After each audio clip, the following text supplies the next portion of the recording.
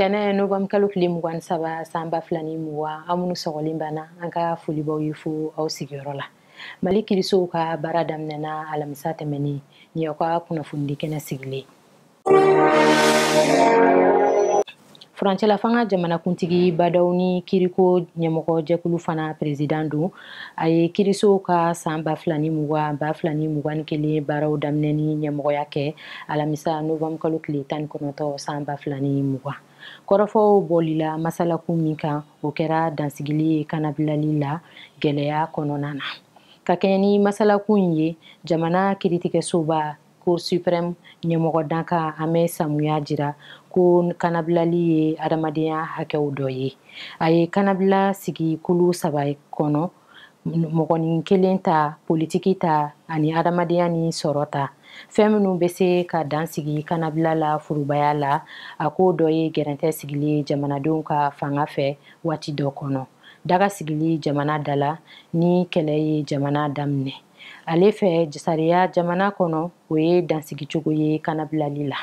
Sariya tigilamɔgɔ min ye jamana ka hakɛw lafasaba ye kirisoba in na o y'a jira ko kabini san 2012 an bɛ gɛlɛya suguya dɔ kɔnɔ. O de kosɔn dabali suguya dɔw fana tigɛlen don minnu bɛ dansigi kanabila la forobaya la. Boya danbeliko dɔ ye gɛrɛntɛ sigili ye jamanadenw kan waati dɔ kɔnɔ ani mara kɛcogo nasira la ka dansigi mɔgɔnin kelen ka hakɛ la ani foroba kunda. Furancɛla fanga jamanakuntigi Badaw y'a jira ko gɛlɛya min filɛ Mali kan a tun famana o ɲɔgɔnna ma. O de kosɔn gouvernement wajibiyara ka sariya dɔw ta basigi sabatili nasira la. Ka daminɛ sibiri la janvier kalo tile 12 san 2012 ka gɛrɛntɛ sigi jamanadenw kan.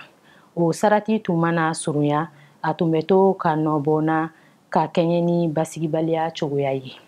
Hali fangayɛlɛmaw kelen san 2012 ani san 2020 gɛrɛntɛ sigira jamanadenw kan waati dɔ kɔnɔ.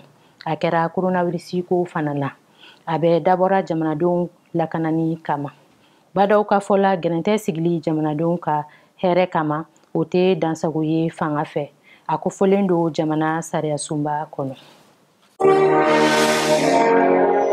Jɛkulu kɛrɛnkɛrɛnnen bɛna sigi mara ni décentralisation ministère la kalatako la. Mara ni décentralisation ministère lieutenant colonel Abdoulaye Maïga ni politique ɲɛmɔgɔ ye kumaɲɔgɔnya kɛ sigida lakodɔnnen tɔgɔ la kalankɛyɔrɔ la. A denbaya tun bɛ fɔkabɛn ministre colonel Ismaël Wage ni jamana jɔlikura ni fangabulon cɛ ministre Mohamed Kulibali. O kɛnɛ in kan lieutenant colonel Maïga y'a jira ko a ka di a ye ni ɲɔgɔnna kɛnɛ caman ka sigi u ni ɲɔgɔn cɛ hakilila falenw siratigɛ la politiki kunda ani fɛrɛ kunda gouvernement dɛmɛni sira kan furancɛla fanga ka baarakɛtaw la. Kabini kɔrɔfɔw daminɛna a jira ko la ko furancɛla fanga hamina ye jamana jɛkulu bɛɛ sen donni ye baara la mɔgɔ la woloma kana ye a la. Kalataw labɛn ko ɲuman hokumu kɔnɔ an ka jamana kɔnɔ mara ni décentralisation ministère y'a jira ko jɛkulu kɛrɛnkɛrɛnnen bɛna sigi sen kan o ministeriso in na ka ɲɛsi kalata ma. Hakililaw mana ye mɔgɔ o mɔgɔ la kalataw kɛcogo ɲuman sira la o b'o kɛ sɛbɛn ye ka ci jɛkulu ma damakɛɲɛ ni jɛlenya kɔnɔ. O de kosɔn ministère y'a ɲini politikimɔgɔw fɛ u ka hakili jagabɔ kɛ kalata musaka dɔgɔyaliko la an ka jamana kɔnɔ. Wariko dɛmɛ min bɛ kɛ politikitɔnw ye u yɛrɛw hakilila kɛra o dabilali ye fɔlɔ ka fara dansigi kan jɛkulu kelenna ka mɔgɔ hakɛ dita la furancɛla fanga bulonba CNT sigiliko la. Mara ni décentralisation ministère y'a jira ko ni hakilila ninnu fɔlen filɛ u bɛna u lase a laseyɔrɔ la. CAN U20 ka ɲɛnabila tolantanw. Coronavirus ye gɛlɛya don Mali tolantanw na. Farikolo ɲɛnajɛ nasiraw la Afrique tilenbiyanfan UFOA tilalen don jɛkuluw ye. Jɛkulu AUV ka ɲɛnabila tolantan bɛ kɛ Moritani san 2021 kɔnɔ.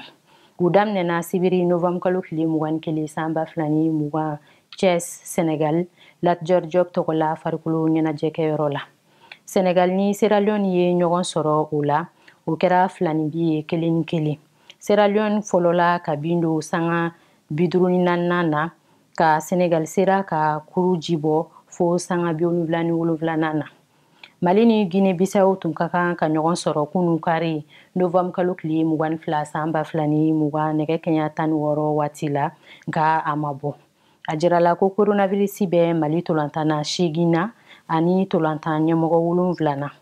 U ka degeli karamɔgɔ Mamutu Kane a b'o fana na. Sariya b'a jira ko n'i ka tolantana hakɛ ma dafa, sebaya bɛ di I tolantan ɲɔgɔn ma. O ye Guinée Bissau kɛ ka kuru 3 sɔrɔ ka sɔrɔ hali n'a ma tolantan.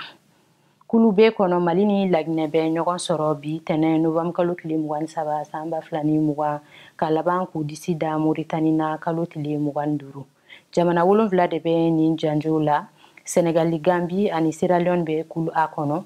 Mali, Laginɛ, Guinée Bissau ani Moritani bɛ kulu B kɔnɔ. Kulu kelenna bɛ seba 2 bɛ demi-finali ta Novembre kalo tile 27 san 2020. Finali yɛrɛ ka bɛ kɛ kalo tile 29. Jamana min mana sebaya sɔrɔ finali la, o bɛ ye kani U20 tolantanw kɛnɛ kan Moritani.